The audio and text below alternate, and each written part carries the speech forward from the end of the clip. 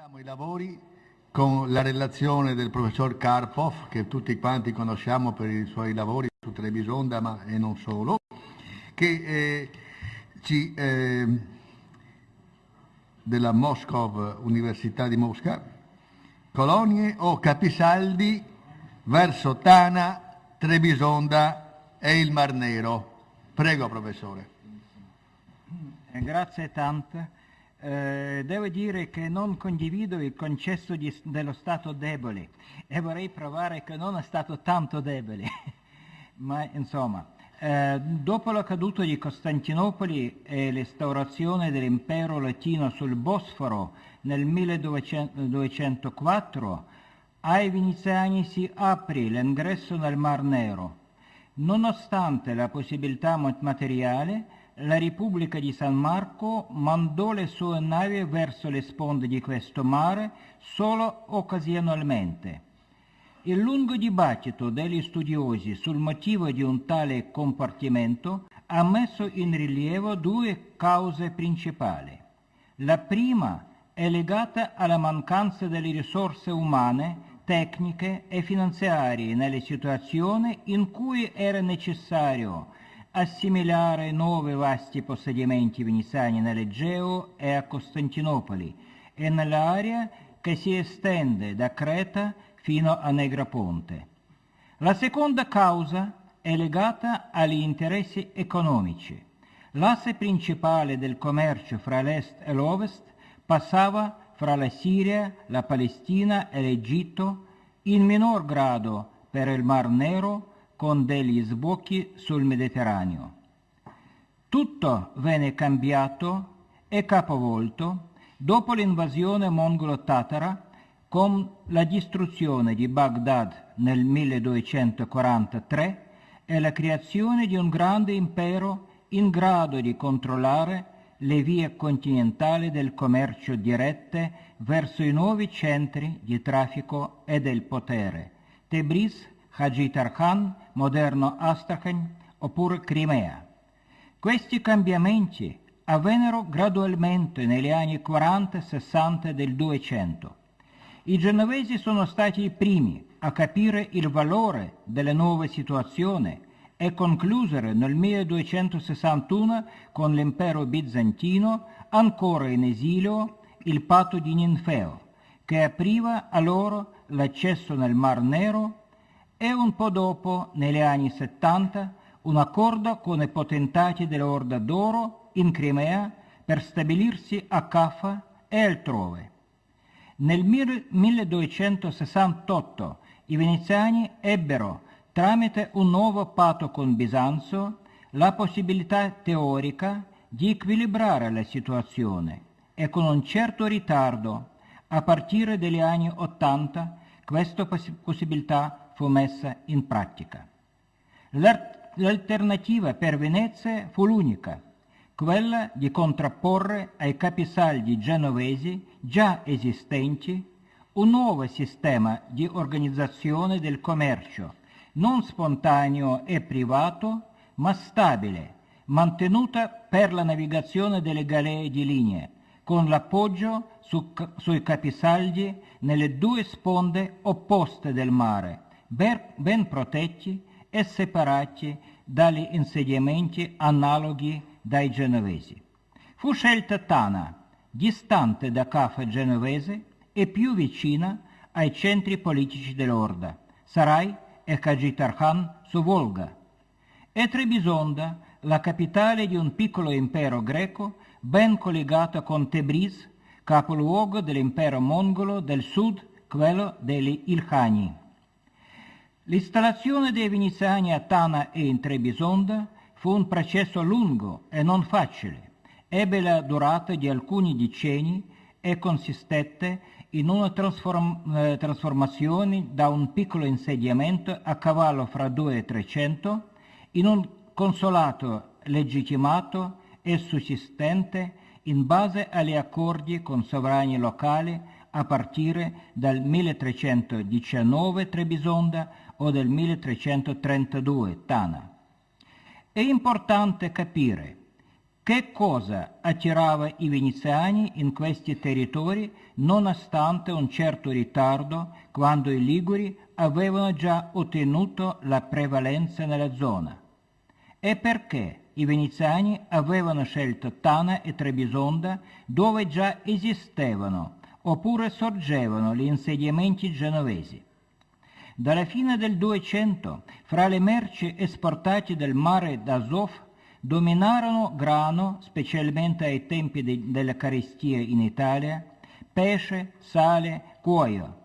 Da Trebisonda all'inizio venivano esportati prodotti di lusso, seta, lume di rocca e spezie portate con carovane. Gradualmente, nella prima metà del 300, l'esportazione da Tana venne modificata. I prodotti locali furono completati con le merci orientali, spezie grosse e minute, seta, pellicce e schiavi. Il commercio di questi ultimi cominciò a dominare. Gli scambi, pur talvolta irregolari, portarono diverse centinaia per cento di profitto. Quindi non solo i mercanti professionali, ma anche la gente semplice venne coinvolta in questi affari, per esempio tramite contratti di colleganza oppure societas maris. Come è noto, nell'importazione italiana dominavano l'argento coniato oppure i lingotti e pani, per Tana anche il vino e gli oggetti di ferro. Senz'altro l'elenco di merci può essere molto allargato, ma il deficit nel commercio dell'Ovest con l'Est è evidente ed è stato rilevato nei lavori di molti scienziati.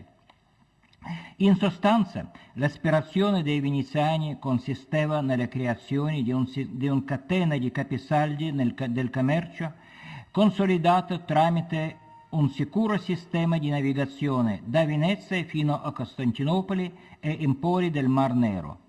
Non si possono quindi trascurare neanche gli scopi politici, ovvero la difesa della Romagna veneziana. Il desiderio di seguire con gli occhi aperti la situazione turbolenta nell'Oriente può essere rilevato dalla ricchissima documentazione del Senato di Venezia. Tana, situata alla foce del Don, ad confinio mundi et in faucibus inimicorum nostrorum, fu un'attrattiva importante, ma sempre minacciata. Trebisonda non di meno fu un posto lontanissimo e pericoloso. Ricordo questo proverbio veneziano, andare a Trebisonda o mandare a Trebisonda.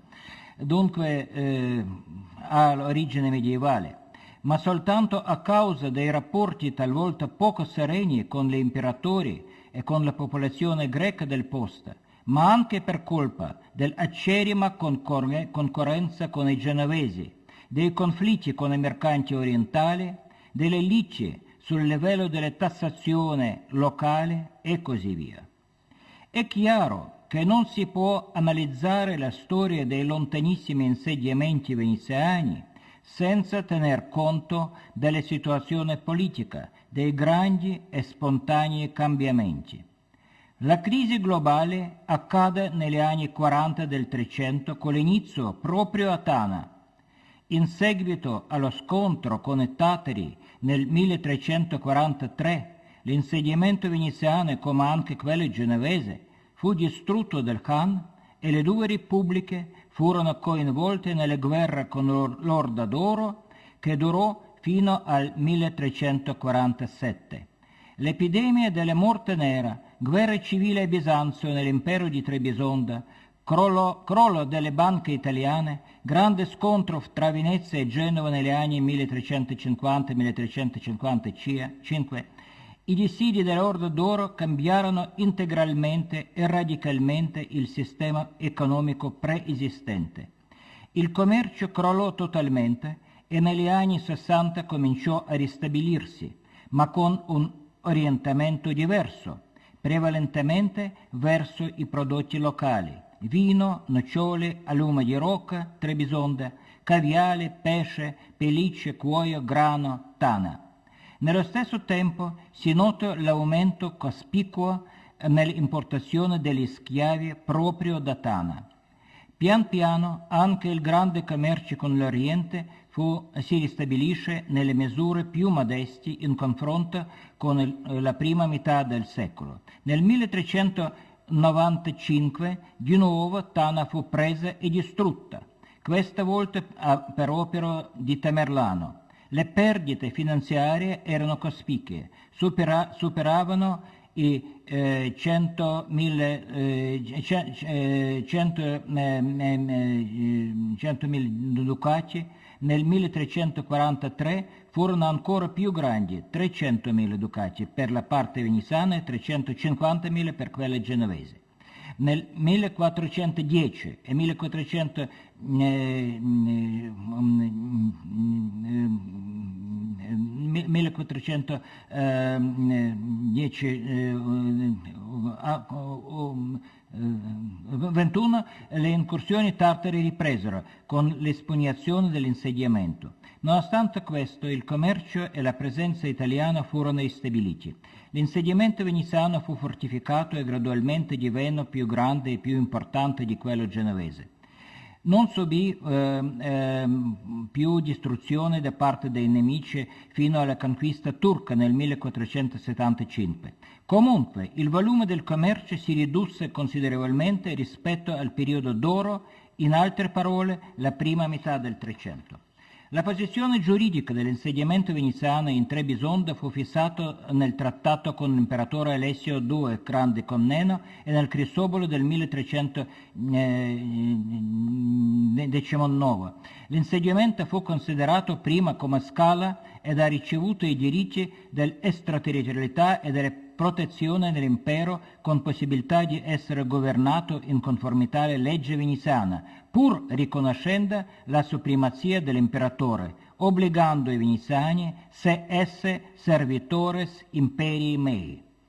In territori con i confini ben definiti, con l'accesso al porto, fu concesso evidentemente a titolo gratuito, ma a condizione che i veneziani dovessero solvere le tasse commerciali uguali a quelle pagate dai genovesi.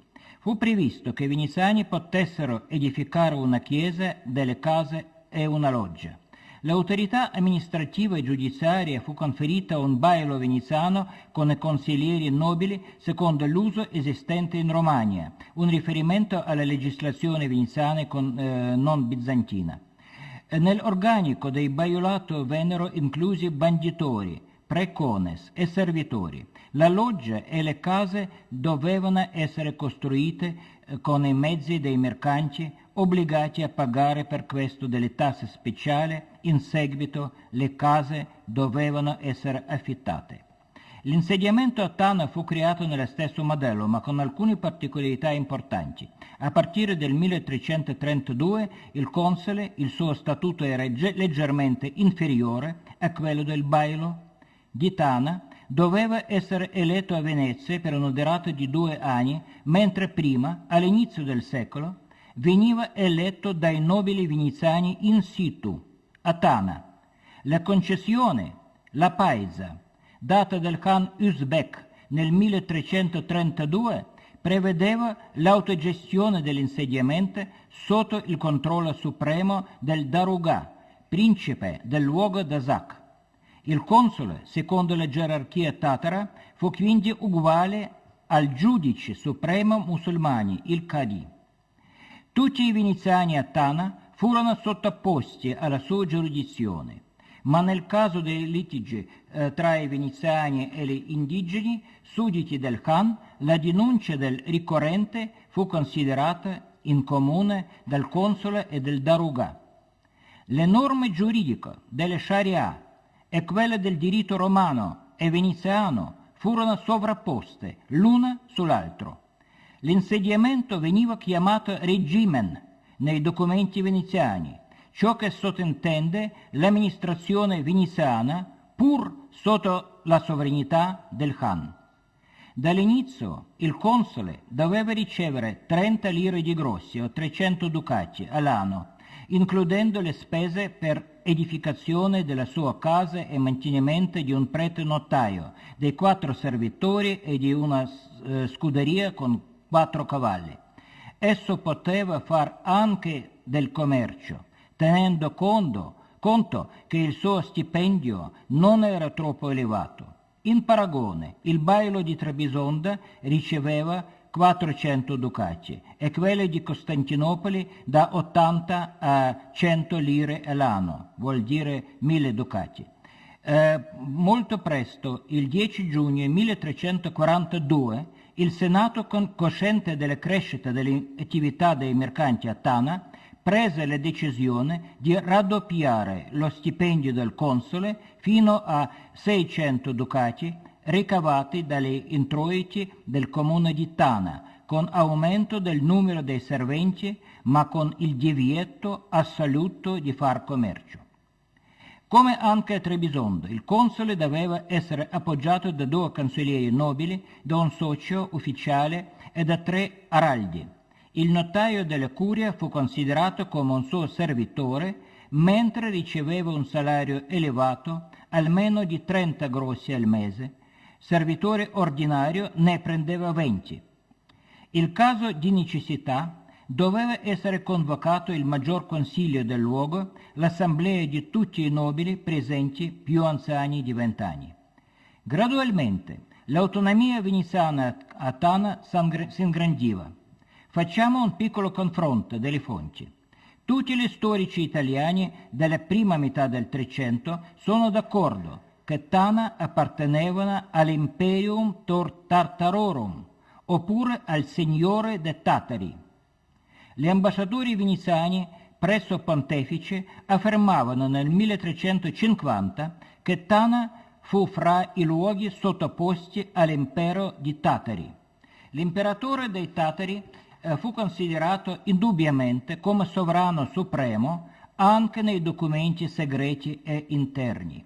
Nel 1374 il Khan permise ai veneziani non solo di riedificare Tana, ma anche di fortificare il luogo.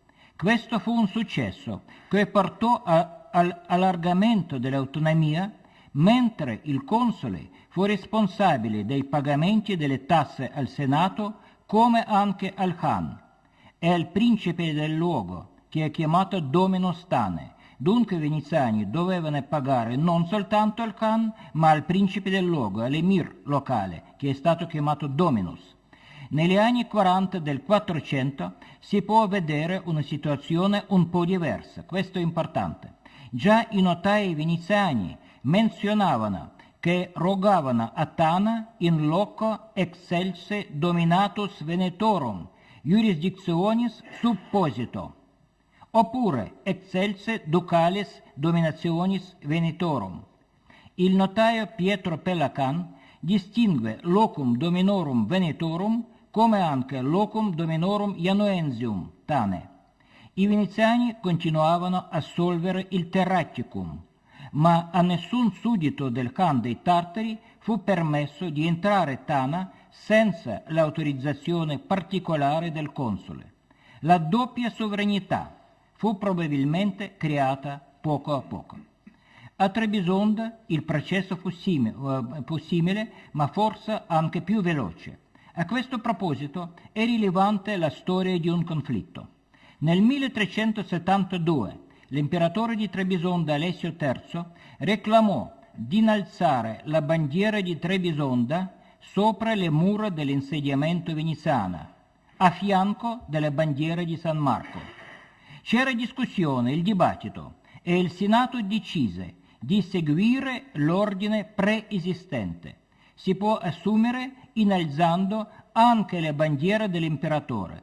2 bandiere potevano significare doppia sovranità, quella esterna del Basileus e quella interna del comune di Venezia.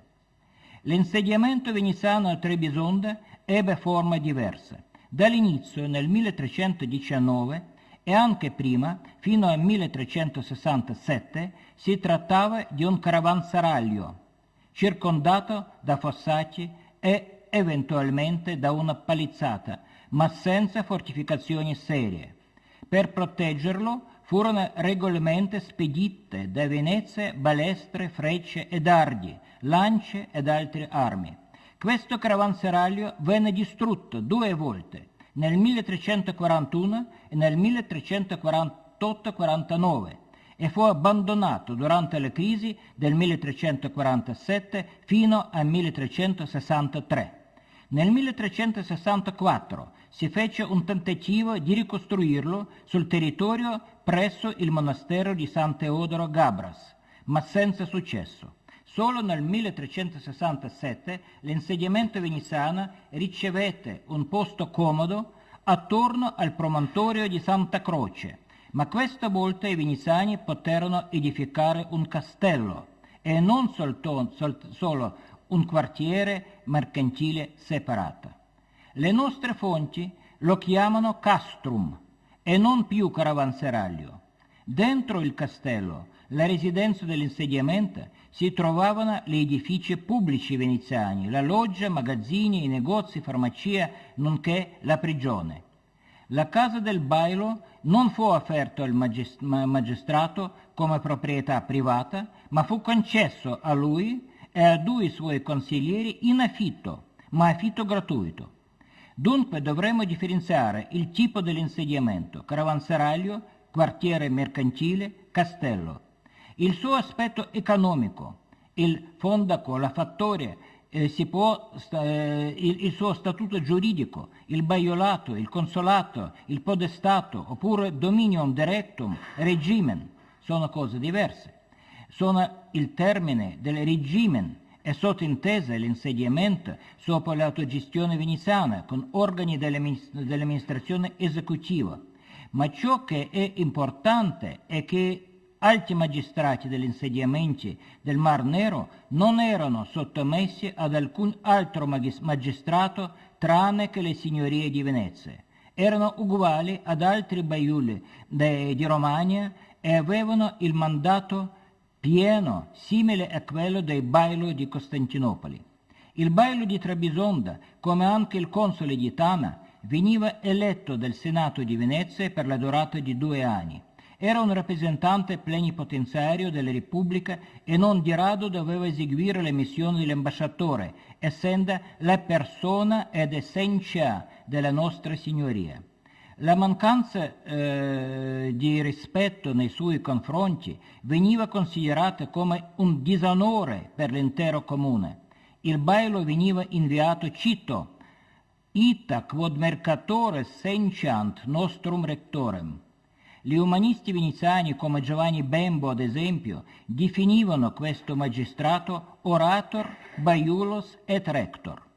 Il bailo oppure il console non poteva essere un suddito dell'imperatore o del Khan, ma tuttavia doveva mostrare ogni rispetto al sovrano, ut amat et diliget imperium meum, come leggiamo nel Crisovolo dell'imperatore di Trebisonda del 1319. Il bailo era responsabile per il pagamento corretto delle tasse all'imperatore e doveva punire i colpevoli di violazione e evasione fiscali. Il Senato insistette sul diritto del bailo ad avere un libero accesso all'imperatore e il suo maltrattamento fu considerato come pretesto di un conflitto serio. Il bailo doveva assumere e comandare soci e balestrieri una piccola guarnigione di guerrieri. In presenza di pericolo di un assalto doveva radunare tutti i veneziani nel caravanserraglio e più tardi nel castello e, se necessario, anche prevedere alle misure di evacuazione dell'intero insediamento. Solo lui poteva concedere i privilegi di naturalizzazione agli indigeni. Il bailo di Trebisonda, come anche il console di Tana, dovette far compilare la scrittura dei registri della curia dei libri di entrata e di uscita con il controllo consecutivo delle metropoli. Insomma, gli insediamenti veneziani del Mar Nero produssero in piccolo il modello della gestione delle repubbliche di San Marco, pur tenendo conto delle specificità locali.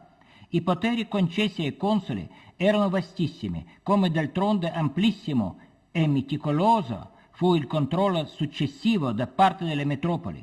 Insomma, i diritti del baile e del console dentro l'insediamento e durante il loro mandato avevano natura giuridica, amministrativa e finanziaria ed erano quasi smisurati nei confronti dei cittadini veneziani e subdites di vari tipi.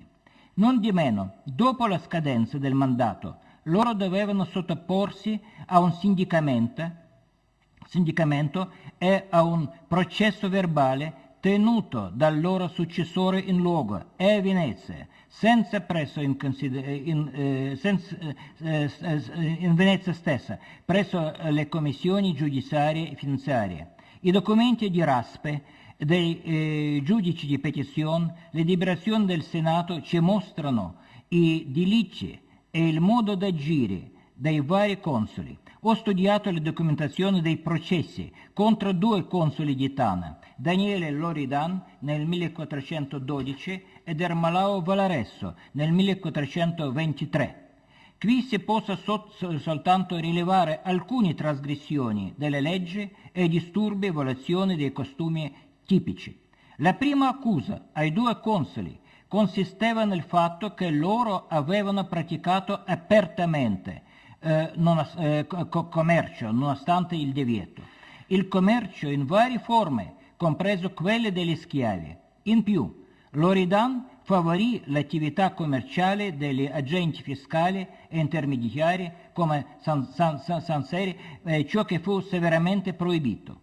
Probabilmente commise delle infrazioni della tassazione. Fu anche incriminato di vari tipi di abusi finanziari nei confronti del denaro del comune, nonché dei privati. Inoltre venivano ugualmente condannati i delitti morali, ma in primo luogo quando ne conseguivano dei danni materiali.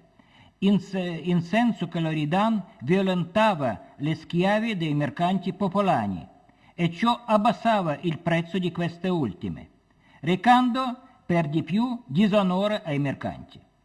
Abusi sessuali uniti al comportamento rozzo e offensivo verso gli ufficiali, mercanti, muratori e soci veneziani, prepotenza verso i cittadini, nepotismo nelle gestioni degli affari, venivano incriminati anche a Valaresso. Tuttavia i crimini più gravi consistevano nella negligenza verso la difesa del luogo e gli abusi materiali. Loridan risparmiava i soldi sulla paga ai balestrieri, non dava ascolto alle denunce delle spie veneziane nell'orda, che avvertivano delle possibilità incursioni dei tatari. Fu accusato di incapacità e debolezza nell'organizzazione della difesa durante l'assalto del 1410, delle viltà mescolate con orgoglio nel comportamento verso i concittadini. Probabilmente alcune accuse furono esagerate e la punizione non fu troppo severa. Il Loridan dovette pagare multe e non poté assolvere temporaneamente altre cariche amministrative. Il Valaresso, in più, dovette scontare 6 mesi di carcere.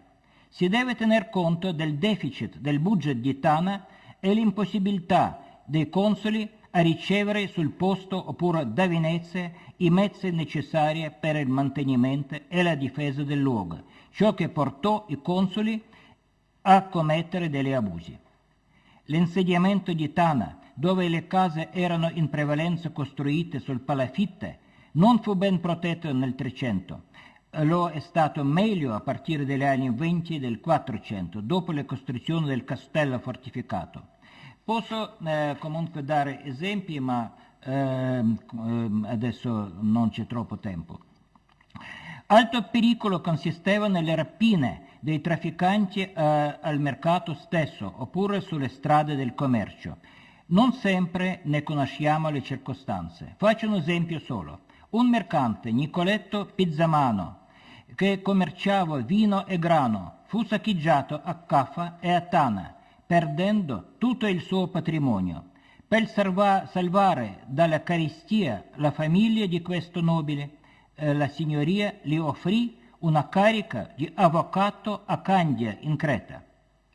Il dossier del notaio veneziano Benedetto Bianco ci permette di calcolare approssimativamente il numero degli abitanti permanenti a Tana. Consisteva di 200-300 persone.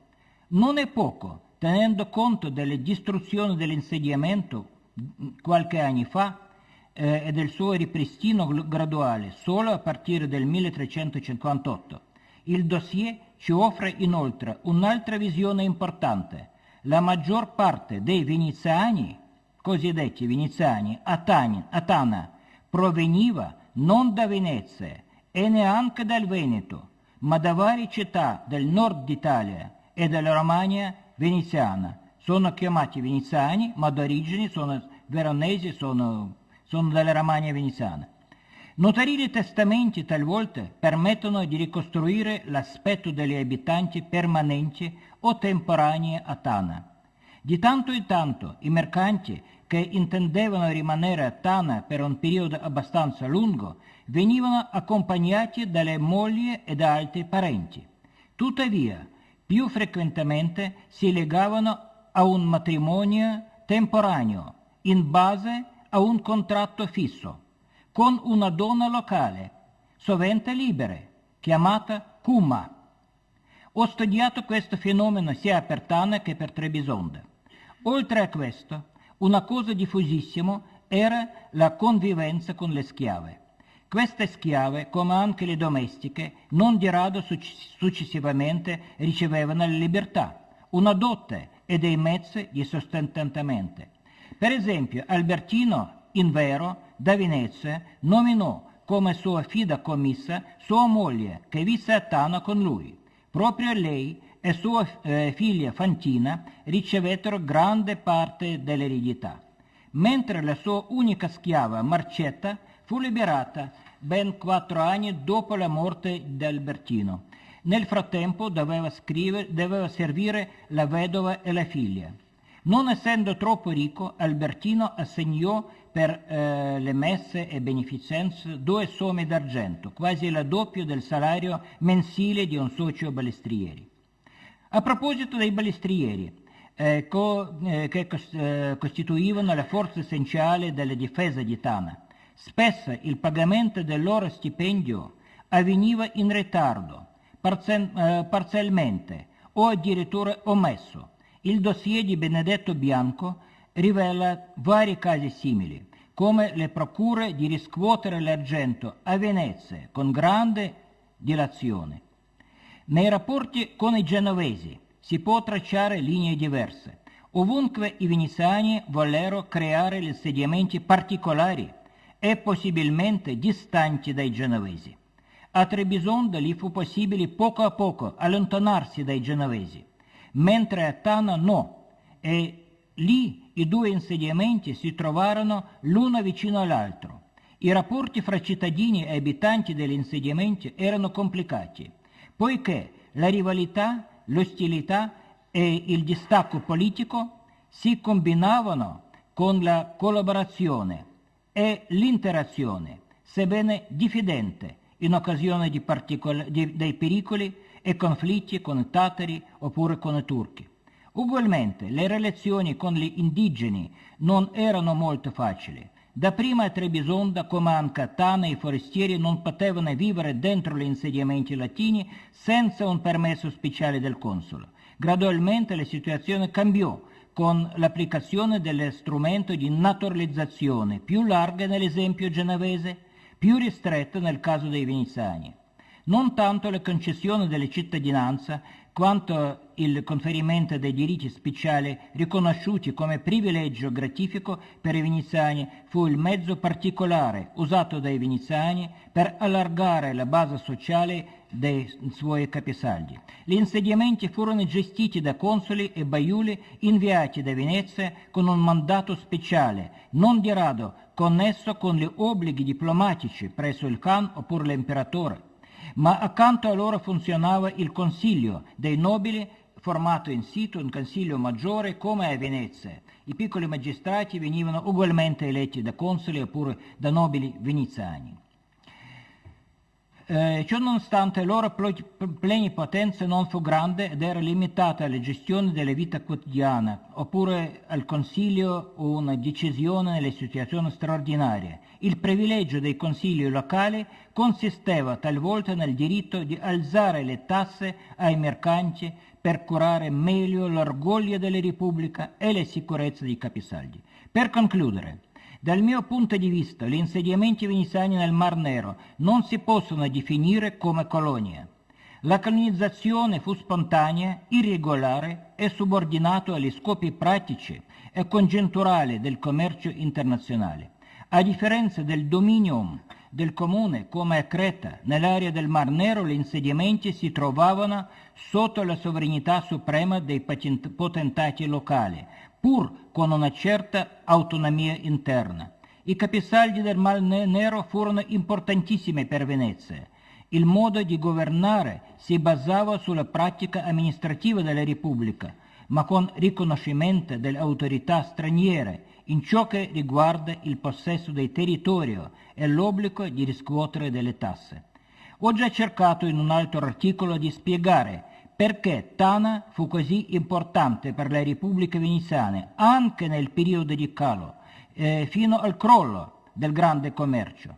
L'analisi del modo stesso di verbalizzazione ufficiale usato da alti magistrati veneziani permette di concludere che il mantenimento dell'iter di Tana fu necessario non soltanto dal punto di vista economico, ma anche da quello politico, dato che la considerazione di prestigio sono sempre ben articolate nelle deliberazioni. Cito: pro conservazione honoris nostri e fame per universum orbem quam pro commodo ed utile terre nostre et mercatorum nostrorum.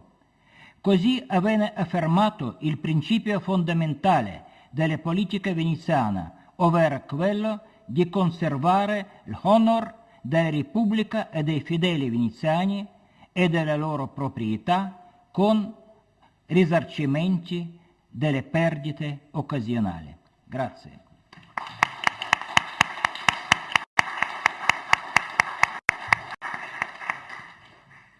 Grazie professor Karpov e complimenti per il suo italiano.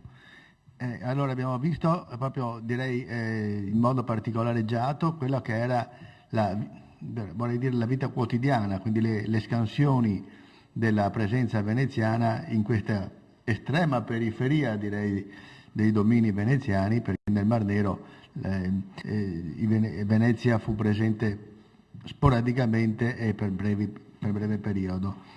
Ecco, bene, allora a questo punto sentiamo l'ultima persona, l'ultimo relatore di questa mattina e che coincide con la giornata, Ermanno Orlando dell'Università nostra di Ca' Foscari, che ci parla di mobilità, migrazioni, intrecci, tema vasto che lui specificherà. Orlando, tutti quelli che frequentano il club dei frari lo conoscono benissimo, perché insomma ci si vede una presenza, è un afficionato insomma da parecchio tempo. Prego, del club. Prego Ermanno. Grazie. Allora, intanto vi devo dire che rispetto alle ampie panoramiche finora fatte da terra e da mare, io mi concentrerò in particolare su Venezia. E introduco anche una seconda novità, cioè metto il PowerPoint se volete seguire. Ecco, quanto mi propongo quindi di fare in questo contributo, a partire da un'analisi dei movimenti migratori a Venezia, è ragionare non tanto o non solo sul fenomeno migratorio in sé, quanto piuttosto assumere la mobilità e la migrazione come schemi interpretativi di un discorso più complesso che riguardi le forme e i caratteri della statualità veneziana, per cogliere quindi, da un angolo di osservazione che potrebbe sembrare marginale o secondario, alcune peculiarità e caratteristiche del sistema statuale lagunare. Ovviamente, occupandomi di Stato veneziano di antico regime, e io in particolare della sua fase genetica e costitutiva, tra XIII e XV secolo, io in realtà qui sforerò fino al 600, Il riferimento sarà necessariamente, come più volte ripetuto in queste giornate, ad una statualità, e come è il titolo di questa sessione, ad una statualità debole e composita.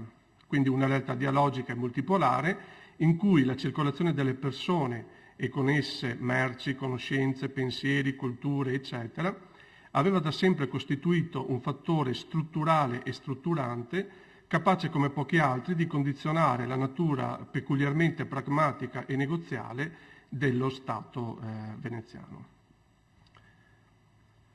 Di fatto quindi, sin dal suo primo costituirsi, all'indomani della Quarta Crociata, il Commonwealth veneziano si era configurato, specie in termini di mobilità, come una struttura reticolare, convergente su Venezia, ma con diversi altri centri di impulso e ricettività. Abbiamo sentito prima la relazione di Guillaume Saint-Guyen che parlava appunto dell'area Egea, convergente appunto su Venezia, all'interno della quale le migrazioni aveva rappresentato un momento rilevante di connessione e interazione. Quindi nel contributo vorrei analizzare, ovviamente in velocissima sintesi, i caratteri e la struttura delle migrazioni a Venezia, la meccanica dei processi di inserimento e integrazione in città, ma avendo poi come obiettivo quello di riscontrare attraverso di essi la natura della statualità veneziana.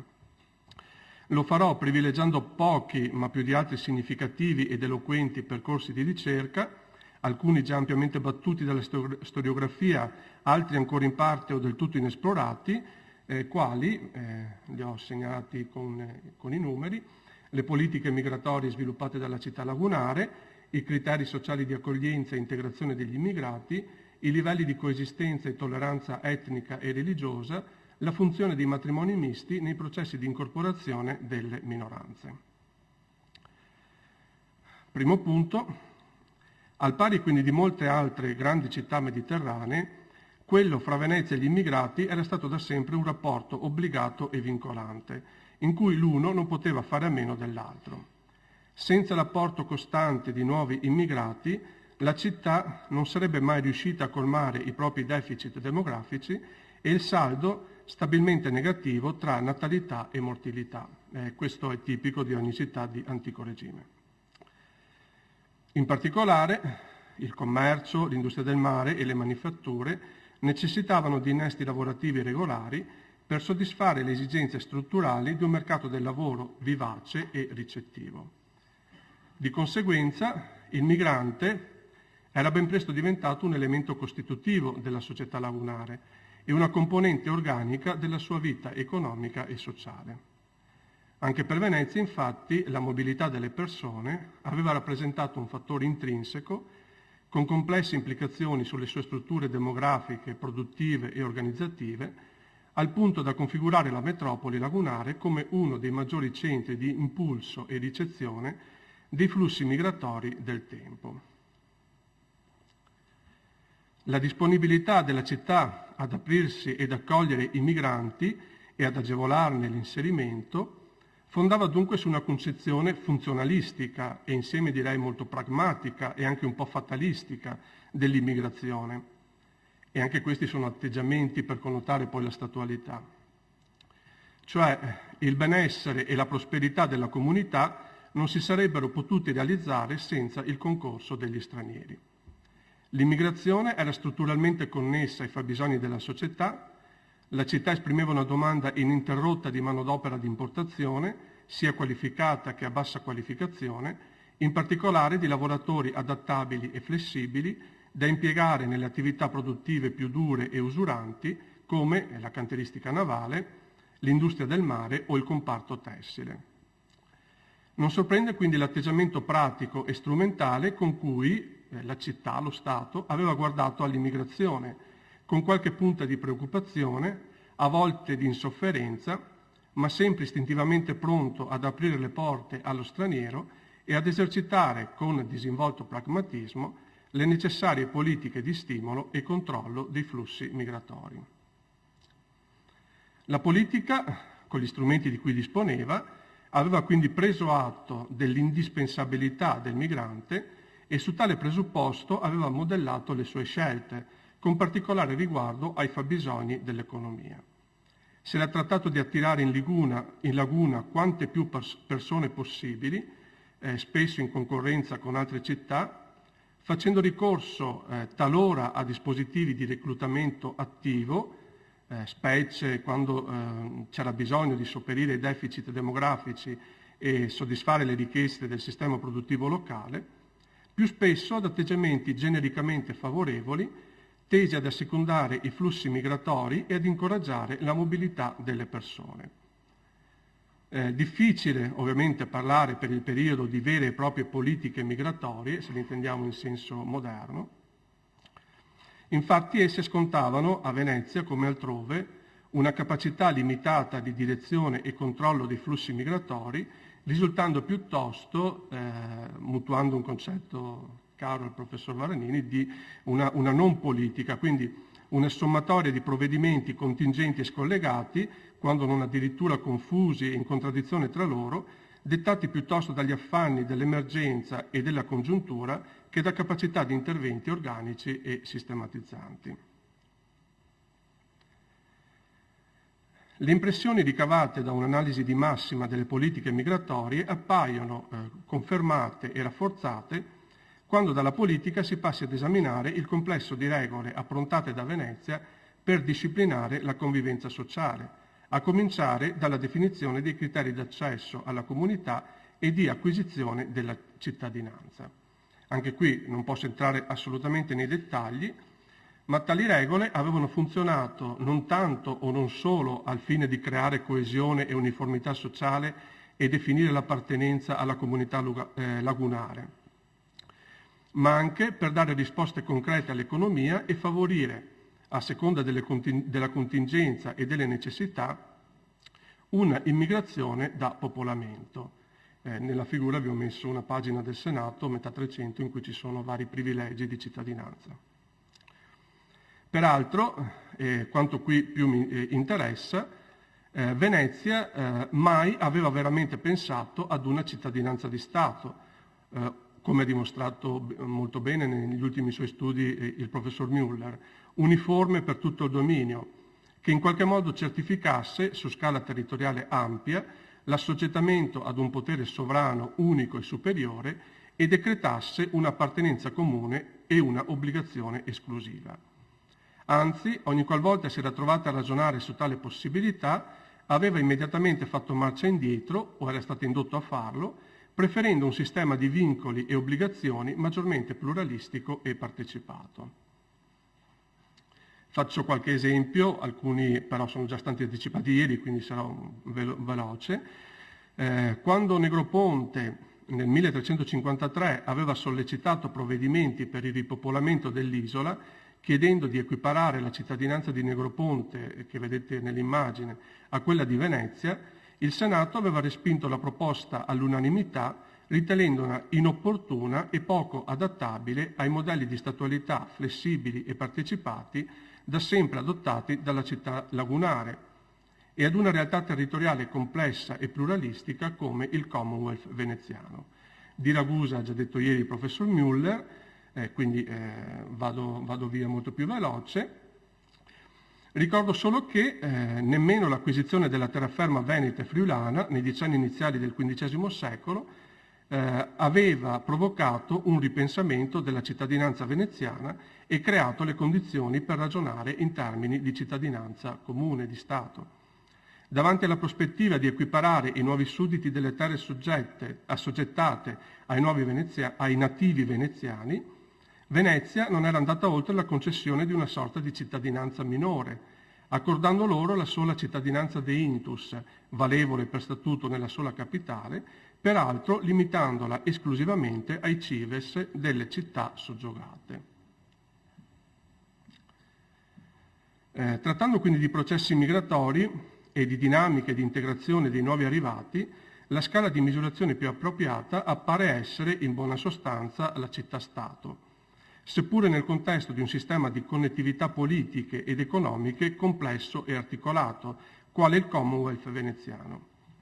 All'interno di tale macrocosmo, Venezia manteneva una funzione essenziale di impulso e catalizzazione, specifica del suo ruolo di capitale, da un lato e di metropoli e emporio commerciale mediterraneo dall'altro. Ecco, come poi in ogni altra città di antico regime, anche Venezia aveva avuto tutto l'interesse a favorire l'inserimento e l'integrazione dello suolo di migranti che ogni anno si riversavano in laguna. Le ragioni erano state in primo luogo di natura economica, stante la funzionalità e la rilevanza del lavoro immigrato rispetto alle esigenze produttive della città. L'economia era il primo fattore di attrazione in laguna, allo stesso tempo rappresentandone il motore più immediato di assimilazione. L'insediamento stabile dei migranti, tuttavia, rispondeva anche a necessità e esigenze di carattere politico. In gioco vi erano il bene pubblico, la sicurezza e la tranquillità sociale e l'obiettivo di una società pacificata, per quanto complessa e multiculturale, come di fatto quella veneziana.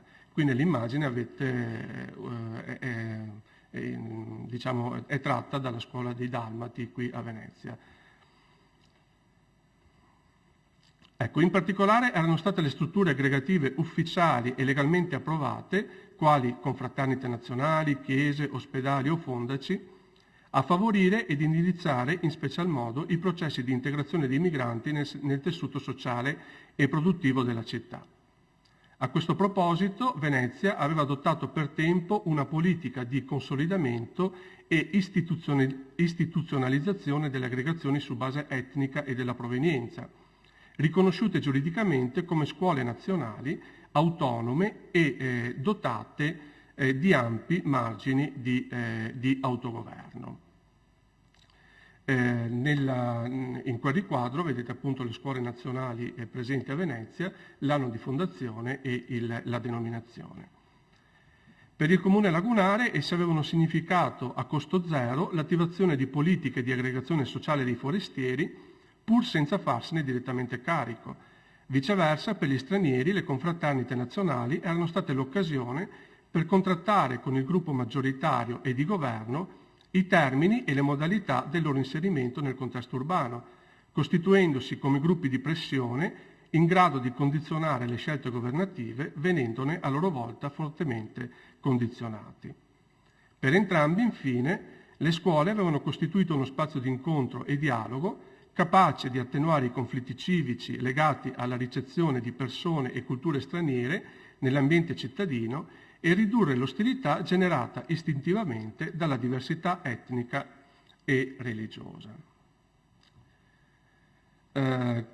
Qui riduco un po' per ragioni di tempo, ecco, diciamo che quindi su tali presupposti non sorprende allora l'atteggiamento di sostanziale favore, seppure sempre molto accorto e pragmatico, riservato dallo Stato veneziano alle scuole nazionali e agli istituti simili, non fosse altro per la loro capacità di sostenerlo nella gestione degli stranieri, sgravando in parte gli organi di governo da responsabilità di direzione e controllo, in caso contrario assai più costose e impegnative.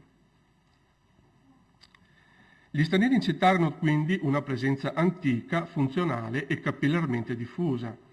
In tal misura partecipi dei suoi meccanismi associativi e delle sue strutture produttive da risultare un elemento cardine e imprescindibile.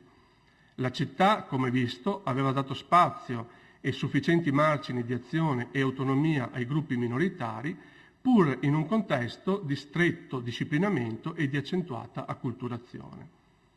L'obiettivo rimaneva quello della pacifica convivenza e della rapida integrazione, in primo luogo economica, delle minoranze nel corpo cittadino, attraverso pratiche complesse di interazione e negoziazione tra le parti e processi sempre molto pragmatici e flessibili di condivisione di norme, simboli e valori comuni atti a facilitare la coesione sociale. E qui invece vedete è la scuola di San Nicolò dei Greci. Nel complesso quindi queste politiche erano state dettate in buona sostanza da istanze di opportunità e convenienza. Il governo lagunare aveva tutto l'interesse, per motivi di stabilità sociale e produttività economica, a rendere possibile la convivenza nel proprio seno di gruppi etnici e religiosi differenti in regime di stretta prossimità, senza dover ricorrere alla forza o scadere nella violenza.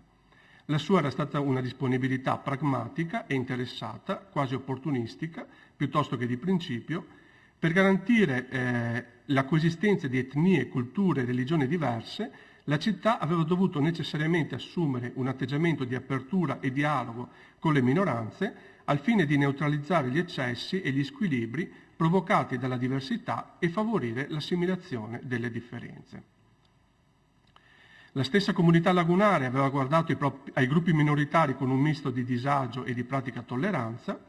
Il suo vissuto di città di mare e di commerci, da sempre aperta agli scambi e alla comunicazione, aveva sviluppato nella gente un'innata capacità di confronto e accettazione della diversità ed elaborato un linguaggio fatto di negoziazioni e accomodamenti del tutto funzionale all'integrazione delle popolazioni migranti. In questo contesto, la tolleranza aveva assunto una dimensione concreta, quasi fisica e materiale, divenendo una pratica sociale piuttosto che un concetto astratto o un atteggiamento politico. Quindi una forma di comportamento capace istintivamente di favorire l'interazione tra persone di diversa lingua, cultura e religione e di facilitarne la convivenza in condizioni di stretta contiguità. Questa interazione continua, necessaria e quasi obbligata tra genti e mondi diversi aveva in tal modo generato processi di accentuata mescolanza etnica, permettendo l'elaborazione di culture complesse, frutto di saperi tra loro intrecciati e meticci, e la convivenza più o meno tranquilla di nationes differenti. Ovviamente, io non posso assolutamente entrarci per motivi di tempo, ma la coesistenza non aveva escluso affatto i disagi e le difficoltà. L'equilibrio, anche una volta raggiunto, si era sempre mantenuto instabile e precario, segnato da malesseri ritornanti e dalla conflittualità congenita ad una società multietnica e pluralistica come quella veneziana. Era stato in particolare nell'ambito religioso dove si erano registrati i maggiori disagi, la convivenza con scismatici, greci, infedeli, ebrei e musulmani ed eretici, più tardi, protestanti, era stato motivo di forte imbarazzo per la società, sempre sospesa tra loro accettazione e rifiuto. Il risultato era stato un rapporto intenso, ma sempre molto complicato, con le minoranze, allo stesso tempo intriso di fastidio e curiosità, di ripugnanza e attrazione. Si era trattato insomma di una società costantemente in bilico tra forme di pratica coesistenza con i gruppi religiosi e la tentazione di una loro esclusione, con esiti talora eclatanti e di fatto molto controversi. Io ne cito ovviamente solo uno, il più famoso, l'istituzione del ghetto ebraico eretto in città nel 1516. E qui vedete appunto una mappa, che vedete nella mappa, il quale tuttavia aveva rappresentato anch'esso, nello spirito dei tempi, la premessa per lo sviluppo di una nuova disponibilità della città verso gli infedeli, volta a separarli senza respingerli e a sviluppare spazi e occasioni di socializzazione, pur nel rigore formale e simbolico della segregazione. Vengo poi all'ultimo punto. Nessuno poi dubita dell'importanza assunta dai matrimoni misti all'interno dei processi migratori, quali fattori di incorporazione e radicamento dei nuovi arrivati nella società ospite. Il tasso di esogamia, infatti, rimane uno degli indicatori privilegiati per cogliere il grado di integrazione raggiunto dalle popolazioni migranti e la qualità del loro inserimento. Ecco, io vi do un dato tratto da mie ricerche recenti. Studiando alcune fonti ho constatato appunto che per le unioni aventi per soggetto stranieri, sino al Concilio di Trento, erano state di natura esogamica in ben il 74% dei casi. A fronte quindi dell'importanza assunta dei matrimoni misti quali fattori di radicamento, non sorprende affatto l'atteggiamento benevolo e interessato con cui lo Stato aveva guardato alle unioni esogamiche, in quanto strumento prezioso di coesistenza tra gruppi etnici e confessionali. L'istituto, se non favorito, andava quantomeno tutelato per gli indubbi benefici che ne derivavano alla società lagunare in termini di coesione interna e di tranquillità sociale. Nemmeno l'unione interconfessionale era stata guardata in Laguna con le stesse ansietà e preoccupazioni con cui altrove, nell'Occidente cattolico, si era tenuto sott'occhio il fenomeno. malvisto dagli uomini in quanto sgradito a Dio e alla sua Chiesa, poco propensa a tollerare la formazione di famiglie miste per i rischi congeniti di perversione del coniuge cattolico e di allontanamento dei figli dalla retta fede. Venezia invece aveva adottato comportamenti più rilassati e pratici verso le unioni eterogame. Un matrimonio con un greco o con un armeno, stante anche la frequenza con cui tali unioni si formavano, si poteva senz'altro tollerare, in particolare se quel matrimonio contribuiva ad integrare lo straniero nella società locale e a renderlo maggiormente compatibile con i suoi usi, tradizioni, liturgie civiche, programmi, eccetera. Ecco, su questi presupposti non sorprende allora che la città non avesse mai in alcun modo vietato i matrimoni misti, ma li avesse nel caso favoriti, per esempio concedendo sin dal 1407 l'accesso alla cittadinanza veneta a qualsiasi straniero di qualunque confessione, purché battezzato, avesse sposato una veneziana. Diverso, semmai, era stato il contegno della Chiesa romana verso le unioni di mista confessione, con eretici e con scismatici, da sempre deplorate e scoraggiate perché disomogenee, improprie e offensive, in quanto forma di profanazione dell'integrità cristiana e una minaccia costante all'ortodossia cattolica. Tuttavia, anche in questo caso, Venezia aveva rappresentato un modello in qualche modo alternativo e maggiormente tollerante, tanto che, anche dopo i divieti espressi in tal senso dal Concilio di Trento, il governo lagunare aveva continuato, seppur con moderazione ed equilibrio, a favorire i matrimoni misti, per ragioni evidenti di stabilità sociale, sia in città che nei territori biconfessionali dei suoi ampi domini da mare. Due episodi capitati tra 1622 e 1641 nella città soggetta di Sebenico, che vedete nell'immagine, danno la misura esatta dell'atteggiamento tenuto dalla città nei confronti delle unioni miste, ad onta della crescente insofferenza dimostrata dalla Chiesa di Roma verso tali legami.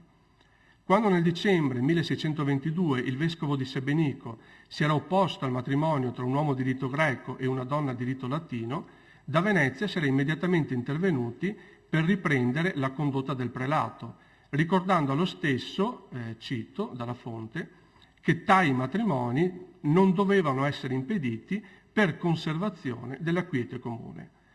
Lo stesso si era fatto nel gennaio 1641, sempre nei confronti del presule di Sebenico, di nuovo sorpreso a invalidare un matrimonio misto tra un greco e una latina. Non solo per il fatto che per la legge della Chiesa tali legami, seppur illeciti e riprovevoli, una volta formati erano validi e indissolubili, ma anche perché da sempre si erano dimostrati funzionali ed efficaci ad ogni discorso di coesistenza e amalgama tra maggioranza e gruppi minoritari. Concludo, se ho... Sì. Allora, a fronte di queste fondamentali, di questioni quindi fondamentali per la sua stabilità e la sua stessa sopravvivenza, quali le migrazioni e la coesistenza interetnica e interreligiosa, Venezia insomma non aveva mancato di adottare prospettive capaci, se del caso, di superare gli ambiti e le strutture della città-stato e di ragionare in termini di Stato e statualità, anche se nell'accezione debole, negoziale e leggera sin qui delineata, e con tutte le contraddizioni che questo aveva inevitabilmente comportato.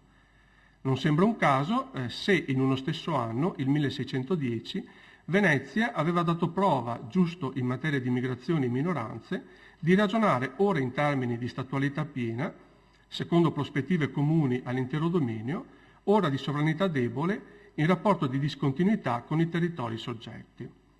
In quell'anno, infatti, la città aveva da una parte pienamente accolto l'appello presentato dai greci di Candia, che chiedevano il rispetto delle antiche consuetudini in fatto di matrimonio e il mantenimento dello spirito di tolleranza con cui si era da sempre guardato alle unioni miste. Dall'altra, tuttavia, davanti alla proposta di estendere la cittadinanza anche agli stranieri, il Senato aveva ribadito, sempre agosto 1610, la sua totale estraneità ad una simile evenienza, perdendo così l'ennesima occasione per istituire criteri più ampi di appartenenza civica e magari ragionare di nuovo su di una possibile cittadinanza di Stato. Ecco, quindi Se uno dei parametri minimi della statualità, come qui ho voluto proporre, era la capacità di garantire a soggetti di diversa etnia, confessione e religione la convivenza pacifica entro uno stesso ambiente e ordinamento, si trattasse della città o del più complesso e articolato dominio, allora anche per Venezia si può indubbiamente ragionare in termini di Stato, pur con tutte le eccezioni e le contraddizioni sin qui evidenziate. Senza aggiungere altro, rimane quindi questa la cifra più vera dello Stato veneziano, un'entità aperta e flessibile, con ampi tassi di partecipazione, contraddistinta da un atteggiamento sempre molto pratico e utilitaristico, seppure non esente da aritmie e da qualche necessaria e fisiologica incoerenza. Grazie.